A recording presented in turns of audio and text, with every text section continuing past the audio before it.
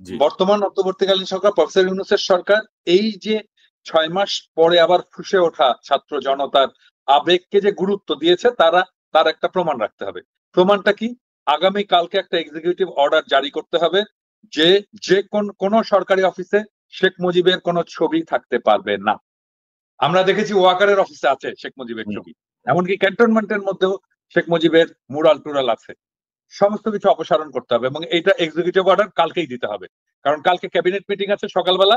Cabinet meeting এ কালকে অবশ্যই একটা এক্সিকিউটিভ অর্ডার জারি করতে হবে, ক্যাবিনেটের একটা অর্ডার জারি করতে হবে। প্রত্যেকটা সরকারি প্রতিষ্ঠান, প্রত্যেকটা সরকারি দপ্তর থেকে শেখ মুজিবের সমস্ত ছবি অপসারণ করতে হবে। আরো যা যা আছে যে যে জায়গাগুলো, এগুলো আমার মনে হয় ধূলিসাৎ করে দেওয়া উচিত। এই এলিয়াস, সুধা সদন ওয়াজেদ মিয়ার বাড়ি, এটা শেখ হাসিনার না।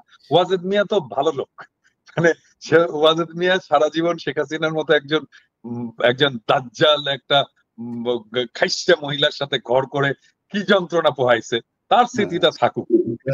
এটা কিছু না। ওয়াজেদ মিয়া আসলে যাবে, কারণ ওয়াজেদ মিয়া যে পরিমাণে কষ্ট ভোগ করছে, ওরা জাহান্নামে আর কোনো কষ্ট আল্লাহ দিবে না।